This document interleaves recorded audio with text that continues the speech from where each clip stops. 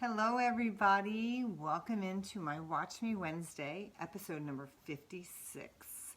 I am fresh off of Quilt Market, which was, it ended last week, and I returned. I actually went to Dallas first to do a lecture and a trunk show, and then, hey Linda, how are you? And then from Dallas, I flew back home, and I've been kind of on the go ever since last Wednesday, flying from Houston to Dallas and then home. So anyway, it's good to be back, and I'm glad to have a Watch Me Wednesday, especially, do you believe Thanksgiving is next week? I am not prepared, and I'm hosting it. I do have a turkey though, so I'm almost there. Just got to get the rest of the menu all squared away. And by the way, just so you know, all you folks, and I see some of my East Coast friends joining in right now, just so you know, winter has come to Arizona. Yes, it's just slightly below 70 degrees. So it's cold for me, by the way. But I know that all you guys back east are going to get hit, I heard, with snow. So I feel really bad. Snow is still a four-letter word in this mind. Anyway, today I've got a jam-packed episode. I'm really excited to show you a tutorial on doing pineapple blocks. So go ahead and hit that share button. This is something that I actually demoed. I did a take and teach at Quilt Market. And by the way, Quilt Market was a great success, I think. And I couldn't have done it without my friend Lisa Slinsky, who is watching. So everybody say hi to Lisa and send her some love, please. I want to see those hearts going to Lisa. If she wasn't there with me, she kept my head on straight and kept me going and kept me on time to everything that I needed to be at. So I thank you, Lisa, so much for being my right-hand woman during Quilt Market, and also a huge thank you to Nedra and Sally and Linda for helping me race to that finish line. So you guys are awesome. I love you guys. You are my team, and I wouldn't be here without you three. So, or four actually, I'm sorry. So because we got Linda, Lisa, Sally, and Nedra. So anyway, send them a little love. Now hit that share button, because I'm going to show you something that I demoed in Take and Teach and in my booth at Quilt Market. So as many of you know, I have new patterns out to go along with my Feline Fine fabric collection that I launched. This is one of the new patterns, and yes, it is available on my website currently, and it is available in some of your quilt shops too. I had quite a few orders placed with me at Quilt Market, and some of the quilt shops went ahead and purchased this pattern, and they will have this trunk show starting I believe in January with some of the quilts that I showed at Market. The fabric will not be delivered to shops until late January, and then again in March. So, but this pattern is currently available. But the cool thing about this pattern, for those of you who have always wanted to make a pineapple pattern but never wanted to attempt it, it is not paper pieced. Yay! For those of you who do not like paper piecing or never wanted to try it, you do not need to paper piece with this particular pattern. We are going to use the Creative Grids Pineapple Trim Tool. This particular trim tool, and I do sell this as well on my website, and I will be putting links above my head when I'm done. This one actually makes 3 different sizes. It does the 10, 8, and 6-inch blocks. Now for my pattern, I use the 10-inch size, which I like, and I'm going to show you. Here is a completed block. So that is what the pineapple block will look like. And yes, Nedra is absolutely correct. It's such an easy construction. So I want to demo that for you and show you, for those of you, I'd actually like to see how many of you, and put it in a comment, how many of you actually have this ruler and have never used it.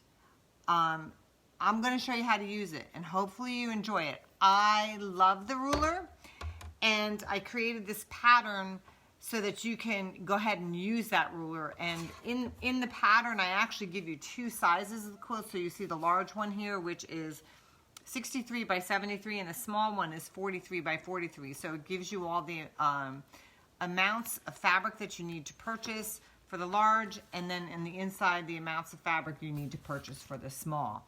So let's get started. Now, what I did for Market, and Nedra, she was my right-hand woman on this one. She helped me do the kitting for this. In fact, she did all the kitting. I gave her the fabric and said, we need to make kits for this, and that's what we did. So, and if this is actually a really good way for you all as quilters to get organized when you're making this quilt by putting them in little baggies. So this little baggie contains enough to make one block.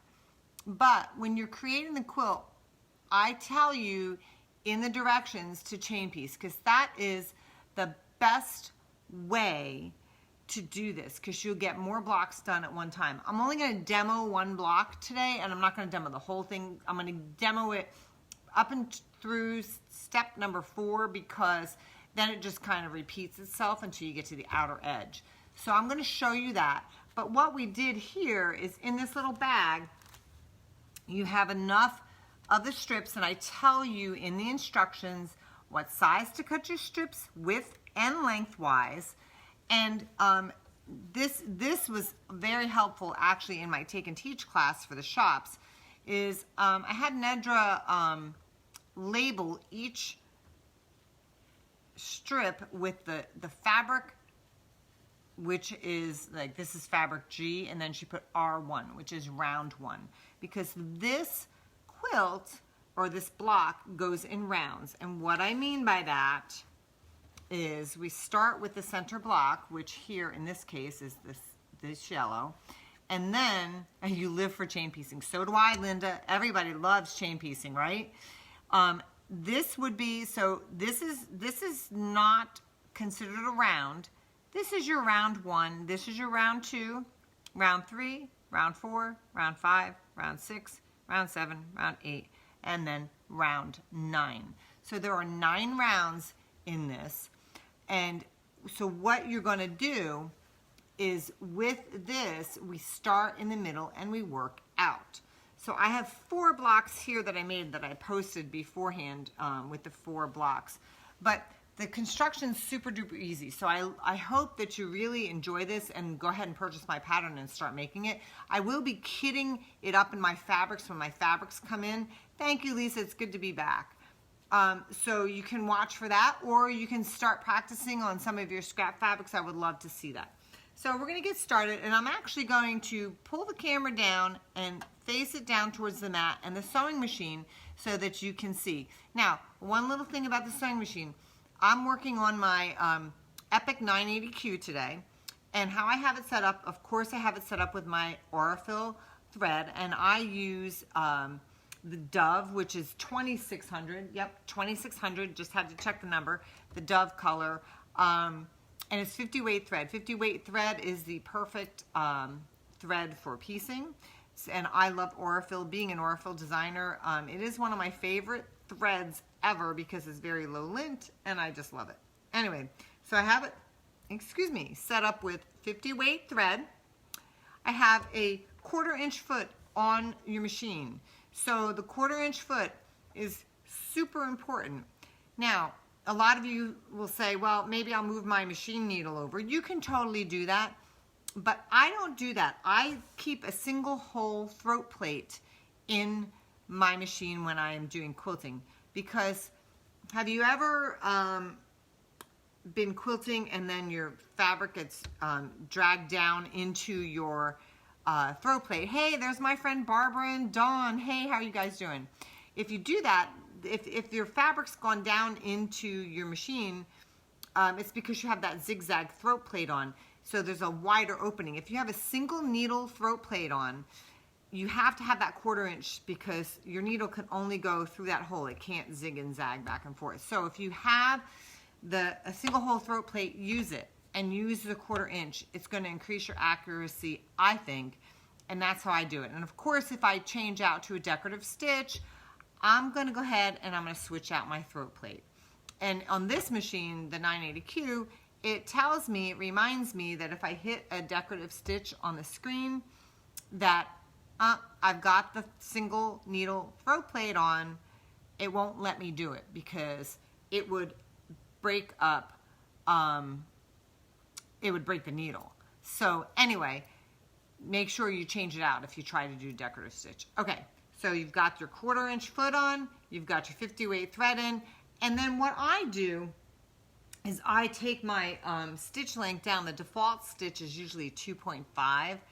I take my stitch length down to a 2.0. I just like a little bit of a stronger seam. I use a 1.5 for paper piecing, but for all regular quilting, I do a 2.0. So that is what I use when I'm doing my regular stitching. Okay, so now I'm going to pull the camera down and I'm going to show you what I'm going to be doing here, and we're going to get started on the pineapple quilt block, okay? So let me get you all squared away here. All right, now you can see my cutting mat, I believe, here. Let me just, sorry, I just want to make sure you all can see. Okay, so we're going to start with our very first square, okay? And again, in my pattern, I show you what you need to cut these at, so I'm just going to set that over there. Then the first thing we have to do is we're going to take our round 1. Now, these are all cut to a certain size, and we're going to put these on. We're going to sew them on side to side and then top and bottom. Now, you'll note that these are larger than they need to be. That's okay. We don't have to trim them down to the size of the block or the center block, because the ruler is going to take care of that for me. So it's really super simple. I'm going to go ahead and I'm actually going to move these out of the way. I'm going to move the camera over here so you can see me sewing. Okay, so I'm going to aim it right there, and you're going to see how I'm going to join these. I'm going to do a lot of finger pressing today because I do not have my, I'd have to get up and walk over to the iron, and I don't want to do that just for sake of time. So we're going to go ahead and we're going to sew an accurate 1/4 inch seam allowance. And if you have a scissors on your machine, which I do, I just go ahead and cut it, and I'm going to turn it around. And if I was chain piecing, I would load all of those center pieces, and I like to trim my little threads. I would load all those center pieces and all the right sides and just chain piece. As Linda Labrat says, I live for chain piecing. I love that. I think we should make t-shirts out of that. I live for chain piecing. So we're going to sew the other side on. And we're doing an accurate 1/4 inch seam allowance, okay? Then we're going to cut that. Now we have to obviously press these open. So I'm just going to go ahead and finger press these. And the nice thing about batiks is that they give a nice crease, okay? So I don't know if you can all see that. I think you can. And we're going to go ahead and give another crease to that side. So now we've got the sides on. Now they're top and bottom. And then I'm just going to go ahead and join the other sides. Now you can see here I'm just kind of eyeballing. I'm not marking the middle. You don't really need to. I'm looking at it and I'm saying, well, geez, I have about an even amount past the seam allowance on either side. That looks good. So I'm going to go ahead and I'm going to sew. Okay. And I'm sewing that accurate 1/4 inch seam allowance down one side, cutting that. Then I'm going to come in, turn that around, and sew on the other side. And I'm going to do the same thing. I'm going to eyeball that up. And sew down this side. Then I'm going to cut it. And I'm going to go ahead and finger press this again. Now, obviously, if I had my iron right here, I would totally press it. But I don't have it right next to me at this point because I have so much other stuff in front of me. So this is what you're going to get at the moment. Okay, we're going to move back there. I'm going to move the camera back, and you're going to see how we're going to cut this on the cutting mat with the trim tool. So this is what we have currently. Now, the cool thing about this tool is I'm going to try and show you so you don't have a glare here. It's similar to paper piecing in the only fact that it is numbered on here. So it numbers round 1, round 2, round 3, round 4, round 5, round 6, round 7, and round 8. So it's all in numeric order. So as long as you're following the numerals on here, you're going to do just fine. Now, if you look at the ruler, it has this, it's called the centering square round 1. And I know you're getting some glare from my lights, so I'm hoping that you can see this pretty well, but it's this white outline and it's the centering square 1. So all I'm going to do is I'm going to take that centering square 1 and I'm going to center it right on that center square. So I'm going to take the camera and show you. So if you can see here, that is centered right on that square. But the cool thing is everything else will align. This 45-degree angle goes straight through that square, and if you did an accurate 1/4 inch seam allowance, that square sits nice and snug in there, okay? So now you are going to trim, and this is where, you know, a nice swivel mat helps too. So I'm going to trim that first side. Oops, I didn't press hard enough. Trim that first side. Then I'm going to go ahead and turn this around, and I want to center that square again. And I'm going to trim the next side. And you keep turning it until you've trimmed all 4 sides. Okay? Super duper easy. Super duper easy. It is no fail, and it's really accurate, as you could tell by my completed blocks. So now I'm going to trim this last side, okay? And then we have, basically we have a square and a square now. Now we need to move on to the next round, okay? So the next round is round 2. So I have 2 colors for round 2. Now if you look at my pineapple block here, round 2 is the yellow and the purple. So the yellow has to go on right and left side and purple top and bottom. So they're always going to oppose, because if you see here, this is the yellow, this is the purple. That's the only place where you need to make sure that you're keeping your colors consistent. And of course, unless you're doing it scrappy, but this one is more planned where I'm doing yellow on one side, purple on the other. So the yellows are going to go opposing. So we're going to start with that. And this you'll see this in my instructions too. So I'm going to bring this camera again over to the sewing area so you can see me sewing. Okay. And I'm going to start with my yellow, and I'm going to sew one side of the yellow to one side. And these fabrics, by the way, these are all from my Feline Fine collection that will be hitting your stores and shops come January and March. If you would like them in your local shop, please let your local shop know, and they can still place their order with Island Boutique. So I would love for them to get it in. Okay, so that's one side. And again, if I was chain piecing, I would just put all my blocks through at the same time, going down one side and then coming up the other. So I'm putting the other yellow on. And remember, accuracy counts here. You have to sew an accurate 1/4 inch seam. If you're not sewing an accurate 1/4 inch seam, then your block's not going to come out quite right.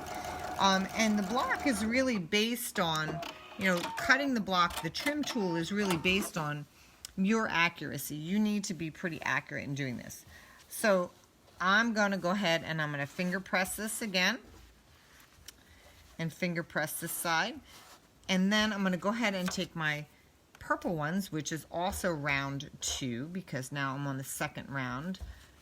And I'm going to go ahead and eyeball it as if it were in the middle. I don't need to find the middle. Remember, when I did the instructions, I gave you enough fabric for coverage here.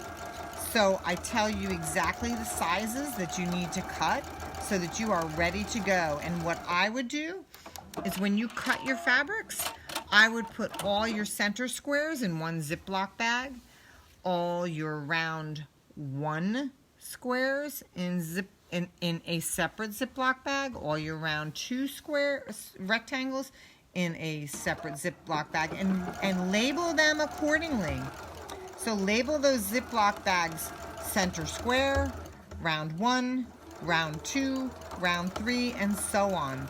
And then all you need to do is work through each bag in numeric order and just chain piece your little heart away. Okay, so now I'm going to go ahead and press that, finger press that, and finger press this side. And you can see how it's coming together. Now I'm going to move the camera back again. So I'm going to show you how to use the trim tool for round number 2. Round number 2 is a little different. So if you can see here, you've got, this is the round 2 centering square. And it actually works up just a little different. So we're going to trim just slightly different. I'm going to go ahead and center that square, the centering square for round 2 right on that center square. But if you also can see, there are white dotted lines that line up with the seam allowances there, and this white angled line comes straight down through the front. So let's see if I can show you better. The white angled dotted line lines up with the seam allowances, and the white 45-degree comes straight through that center square. So you know you're all aligned. Okay, now what you're going to do is you're going to trim the side. Oops, let me get rid of that. And you're going to trim another side. And then you're going to turn it to trim the last 2 sides. So you're going to go ahead and center that square again. Center that round 2 square. And again, you're looking for those white lines, the white dotted lines to be aligned with the seams, and that white angle to be aligned through the diagonal of that center square. And you're going to trim one side and then the other. Now you have round 2 complete. Now round 3 trimming is a little different. Okay, so I'm going to show you how to do round 3. Remember, I told you I'm going to show you up through round 4 because then everything kind of gets repeated after that. So round 3 now is my green. Now the green is consistent, okay? So if you look at the block, the green is consistent. So every other round is going to be 4 greens in here. Now, of course, depending on your block, it may be different. So you might do scrappy, I don't know, but so we're going to take you back over here to the sewing. And I have a little visitor who came in the room here. Quilt Inspector number 2 came in. I don't know if he's going to hop up here or not, but if he does, we can say hello. All right, so we're going to do the same thing. It's like we're building just a teeny little quilt, right and left sides and top and bottoms. And again, we would be chain piecing if we're doing multiple blocks, but because today I'm only doing 1 block, I'm just showing you 1 block. I'm going to bring it around to the other side and chain piece or sew a 1/4 inch on this. And I want to tell you, this was so much fun to teach in my Take and Teach class at Quilt Market. A lot of the shops, well, actually all the shops that took the class, they were able to complete their blocks and take them home, which was great. And it was just about an hour-long class, really, about an hour, 15 minutes or so. We're going to go ahead and press that and press that, okay? Then we're going to go ahead and take the last 2, and we're going to sew this. If you want to share this video, that'd be awesome, because I'm sure that there are some of your friends who are quilters that might want to see this video. So you can go ahead and hit that share button. Go ahead and sew an accurate 1/4 inch seam down this side. And trim. And then you're going to go ahead and do the same on this side. It's super easy because you don't have these strips. The nice thing is the strips are cut. I give you enough fabric, so they're cut bigger than you actually need, and you don't have to match anything, which is really cool. The matching all comes in with your 1/4 inch seam allowance and then the trim tool. So that's where all your accuracy is going to be. Otherwise, I give you plenty of fabric to work with, and you don't need to match the ends or anything like that, which is awesome. So now I'm going to move the camera back. I'm going to show you how we're going to trim this up. Okay, so now we've got this, and we're going to take our trim tool. We are on, remember I said this is not around, the center is not around. So we did round 1, round 2, now we're on round 3. So we want to find round 3. Now, round 3 is a little different. If you see, and let me show it this way so you can read it. It says, I don't know if I can get it in there without a glare. It says 45 angled trim line, rounds 3, 5, and 7. So we need that line, okay? And all this is shown to you in my instructions, by the way. So in my instructions on the pattern, you will see all of this. So what we want to do is we need to align, oops, we need to align round 3, that 45-degree angle trim line goes on to the seam line on round 2 here, because you're trimming round 3. I know that might take a minute for you to sink that in, but what happens is that, I'm going to show you closer. So this is aligned right on that seam. You're not doing a centering square now. You're taking that line and aligning it, and then you're taking these dotted lines, those white dotted lines, and that center line is coming through the center of the square, and the dotted lines are lining up with the seam for round 2, and the angle solid line is lining up with the round 2. So now we are going to go ahead and we're going to trim. We're going to trim this side, and then we're going to come around. We're going to keep turning this and doing the same thing, aligning that angle line and those dotted lines so they're all snug in those seams. And you're going to trim, and you're going to trim here until you've trimmed down those rounds. Okay, and I love this method. This is a fantastic method. I'm actually, you know, I've paper pieced pineapple before too, which is fabulous and great for accuracy. But again, if you don't like to paper piece, this is the method for you for sure. So now we have completed round 3, and I actually have another one where we also completed round 3. This one we had done at market, and now this is the one I've created. Now I want to show you one last round before we finish up. Now, round 4, and this is where we add the color again. Now in my line, I started to run out of the yellow, so using my multi color for the yellow. So that's going to go on this side, and the purple is going to go on that side and that side. Remember, I told you to keep your colors coordinated because you have yellow here and then your purples here. Okay, so we're going to go ahead and we're going to sew round 4 on, and then I'm going to show you how to trim that. Linda, thanks for stopping in. Linda's placed her order. Thank you so much, Linda.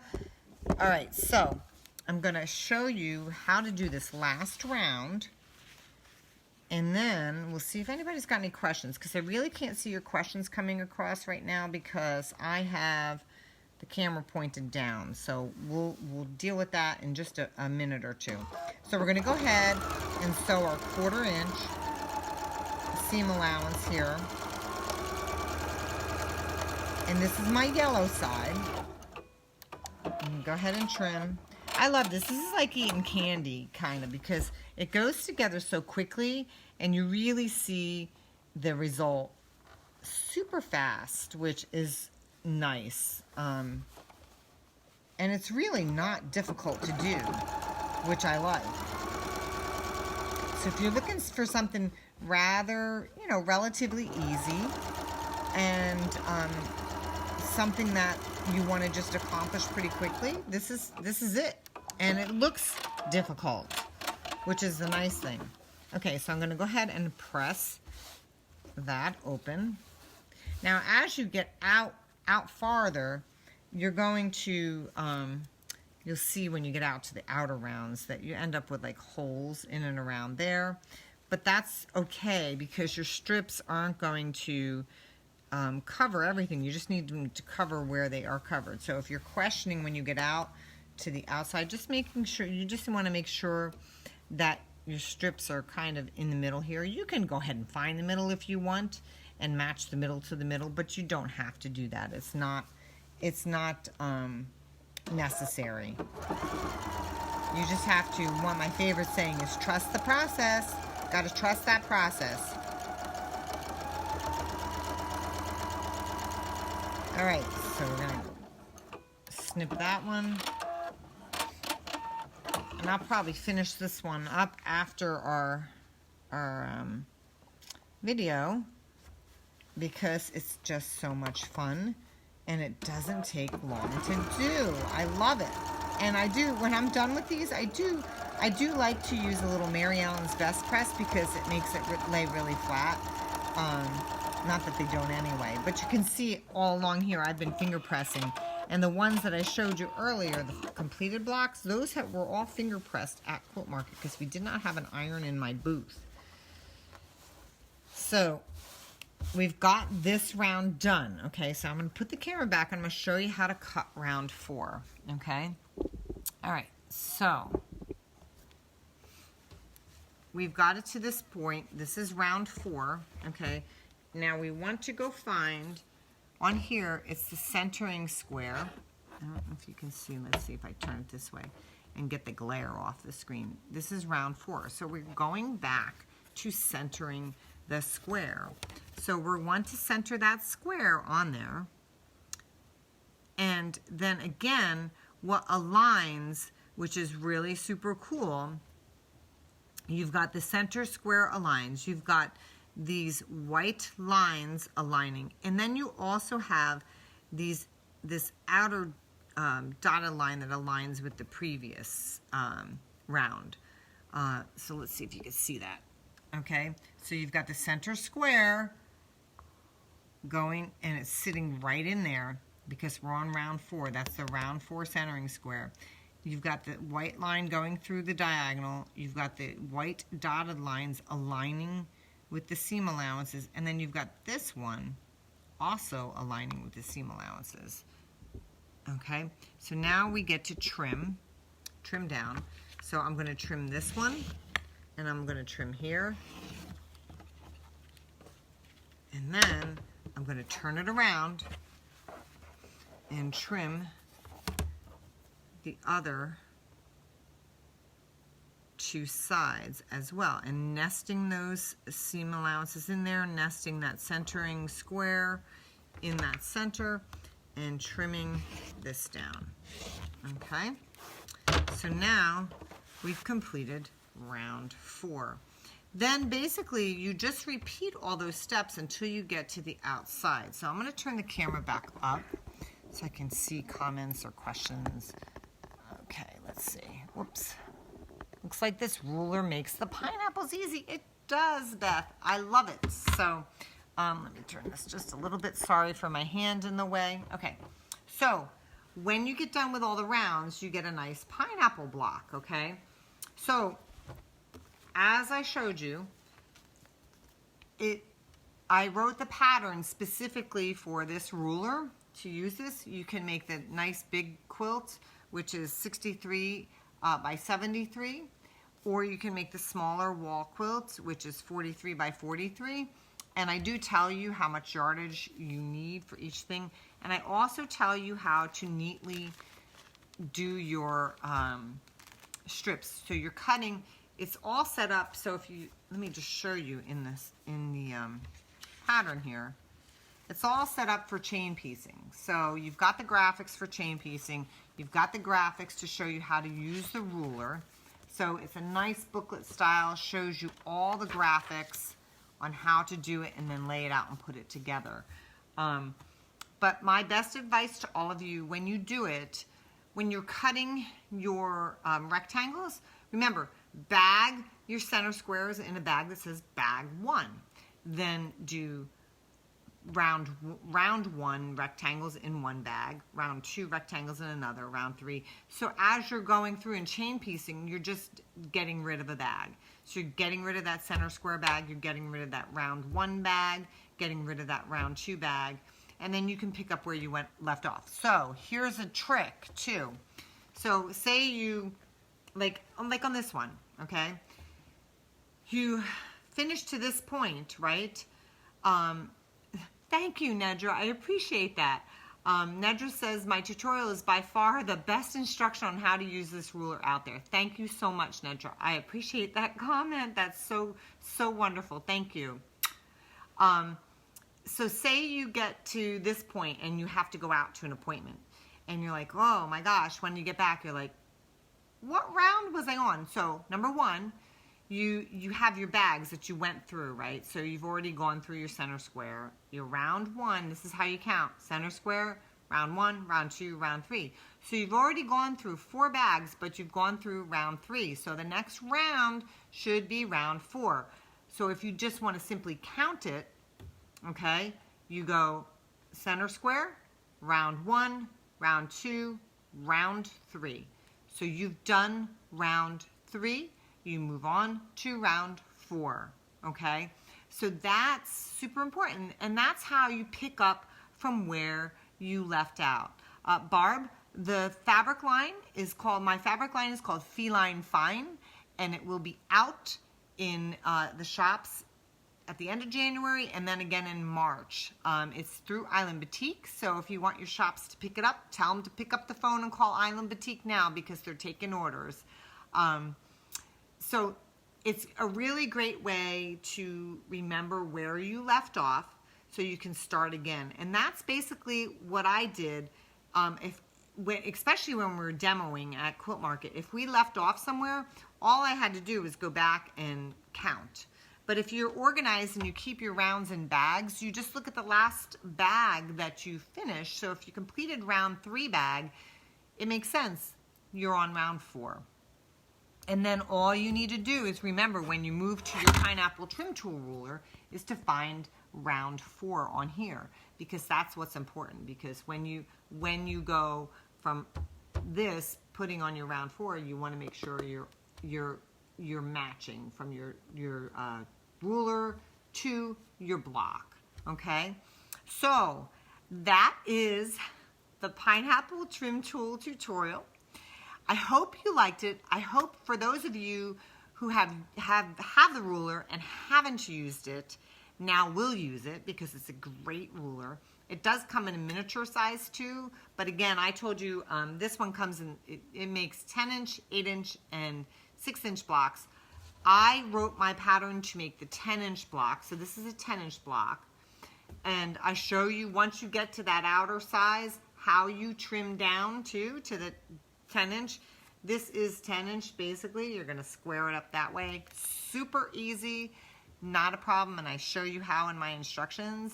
So I hope you enjoyed it. If you've never made a pineapple block and you want to make a pineapple block, a great way to do it, I will put links for you up above me when I'm done here for my pattern, for the ruler, so that you can get yourself started today. And when you guys finish, I would love to see your blocks. Oh, also, I wanted to tell you, I have to write down the exact date, but we are gonna start a quilt along. Remember I was talking about doing another quilt along coming up in December? I have a deadline coming up in December, and I need to surpass that deadline and meet that deadline. And once that deadline is over, we're gonna start a new quilt along. And I can tell you that it more than likely will be one of the patterns that you guys voted on before. So stay tuned for more information on that, because we are going to get going on that. And I'm excited to start doing that because I love doing the last one, the Diamonds in the Rough. So, and I know you guys all enjoyed that as well. And by the way, the other thing I forgot to tell you is this pattern is now available for you to play with in Quiltster as well. So you can mock up your own colors if you so desire, and you can see what your quilt's gonna look like in Quiltster. And I'll put the link to Quiltster above me too, so you can go ahead and play with this pattern as well and see which fabrics that you like, and see what it looks like before you even make it, which is really super cool. So anyway, I hope that you all enjoyed today's Watch Me Wednesday. I know I did. I was very excited. I couldn't wait to show you all.